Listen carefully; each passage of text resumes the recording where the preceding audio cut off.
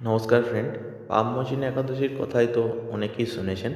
তো এবছর পাপমোচনী একাদশী কবে পালিত হচ্ছে এবং তার সময় তিথি এবং তার একটা পৌরাণিক গল্প আছে, সেটা জেনে নেওয়া যাক। তো হিন্দু ধর্মের প্রতি মাসের শুক্লপক্ষ এবং কৃষ্ণপক্ষ একাদশী তিথিতে শ্রী হরি বিষ্ণুজির পূজা করার প্রথা রয়েছে। এভাবে প্রতি বছর চৈত্র মাসের কৃষ্ণপক্ষ একাদশী তিথিতে পাপমোচনী একাদশী পালিত হয়। দৃকপঞ্চম অনুসারে এই বছর পাপমোচনী একাদশী 5ই এপ্রিল 2024 পালিত হবে। এই দিনে বিষ্ণু রক্ষক ভগবান বিষ্ণু এবং মা লক্ষ্মীর পূজা করা হয়। ধর্মীয় বিশ্বাস অনুসারে পাপমোচনী একাদশী উপবাস পালন করলে সকল পাপ থেকে মুক্তি পাওয়া যায়, মোক্ষ লাভ হয় এবং সুখ ও সৌভাগ্য বৃদ্ধি পায়।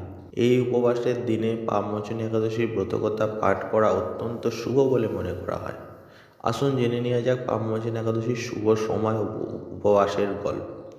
পাপমোচনী একাদশীর শুভ সময় দৃকপঞ্চম অনুসারে এই বছর পাপমোচনী একাদশী তিথি 4ই এপ্রিল বিকেল 4:14 শুরু হবে এবং পরের দিন দুপুর 1:28 শেষ হবে।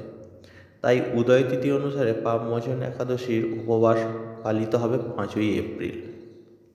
এই পাপমোচনী একাদশীর একটি পৌরাণিক কাহিনী আছে, যেখানে বলা হয়েছে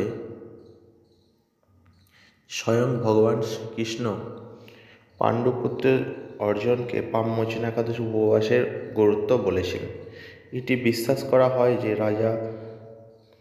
রাজা মান্ধাতা যখন ঋষি লোমাসকে জিজ্ঞাসা করেছিলেন যে কিভাবে অজান্তে করা পাপ থেকে মুক্তি পাওয়া যায়, এরপর লোমাস ঋষি রাজাকে পাপমোচনী একাদশী উপবাসের সংক্রান্ত একটি পৌরাণিক কাহিনী শোনালেন।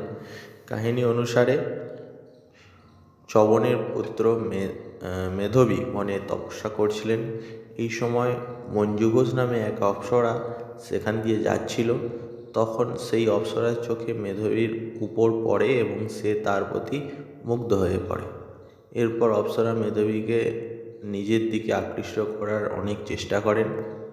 কামদেবও মঞ্জু ঘোষকে সাহায্য করতে আসেন। এরপর মেধবী মঞ্জু ঘোষের প্রতি আকৃষ্ট হন এবং তিনি শিবের তপস্যা করতে ভুলে যান।